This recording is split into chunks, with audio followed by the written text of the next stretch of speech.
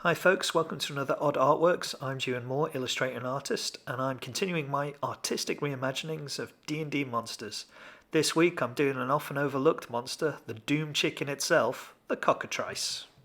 The Cockatrice has its roots in mythology, though it's been in the game for a while. The monster manual describes it as: the Cockatrice looks like a horrendous hybrid of lizard, bird, and bat, and is infamous for its ability to turn flesh to stone. These omnivores have a diet that consists of berries, nuts, flowers, and small animals, such as insects, mice, and frogs, things they can swallow whole. There would be no threat to anything else if not for their fierce and frenzied response to even the hint of danger. Cockatrice flies in the face of any threat, squawking madly and beating its wings as its head darts out to peck.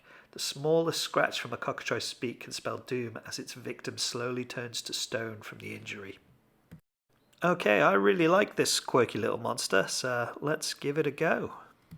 Okay, so I had a few ideas with this going in. I really like the illustration in the 5th edition monster manual, but I feel like it looks too undead, it looks too creepy. I mean, I kind of like the fact that this is like a bird with short angry man syndrome, and as a short angry man, well, I'm not that angry, but as a short man I feel like I can say that. So I really wanted to get that kind of ridiculousness in there, that kind of chicken, more of a chicken feel, whereas I feel like the one in the monster manual is definitely a much more aggressive, creepy looking thing. Cool, but I don't think it answers what the bird is, so that's what I went for. I like the idea that it could be related to a basilisk, so I gave it extra eyes. I just always imagined basilisks to have extra eyes.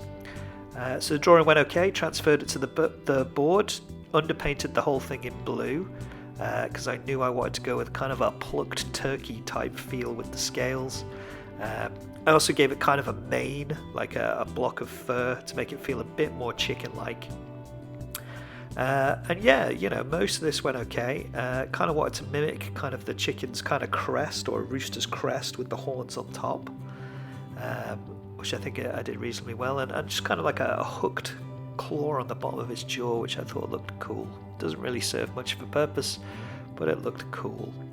And bat wings, that was quite important. 2 tails. Couldn't tell you why, it just felt right at the time, so I gave him 2 tails. So yeah, I spent a lot of time with the underpainting on this one. Did my usual thing with the sky, painted it kind of a warmish colour, because I didn't want the image to seem too cold. I knew I was going to do something different with the inside of that mouth, that's why it's painted a different colour. At the time I hadn't decided. I wanted to really get across the idea that it's the bite of this thing that's kind of the dangerous part, so I thought I'd do the inside of his mouth kind of a weird different colour. So just painting a general kind of neutralish light blue in the background. You know, the idea for this would be, I always envision these as spot illustrations. So that's sort of what I'm thinking, you know, so the blue could easily be cut out if it was ever printed.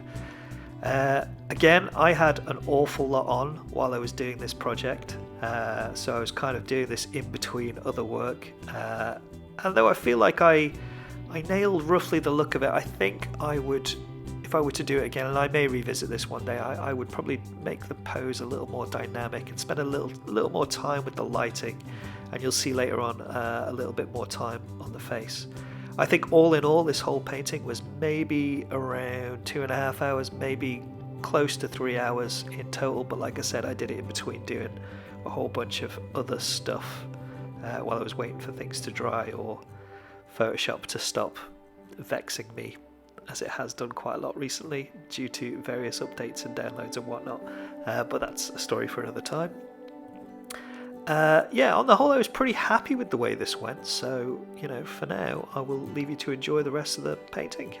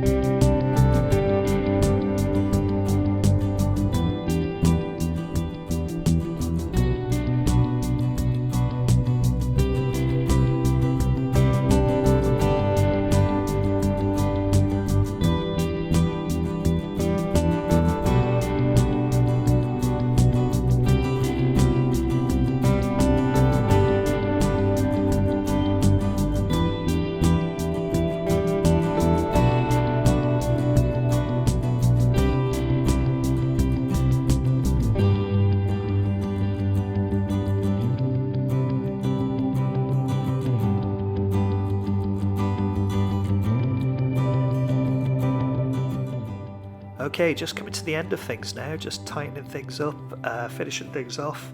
As always, folks, I hope you enjoyed the video. If you did, give it a like, and if you want to see more, subscribe to the channel. I put out a new video every Thursday. At the moment I'm doing D&D related stuff, which I'm really enjoying, so I'll probably be doing that for a while, but who knows what will happen after that. If you think I did a good job with this, let me know. If there's something you would have done differently, also let me know in the comments.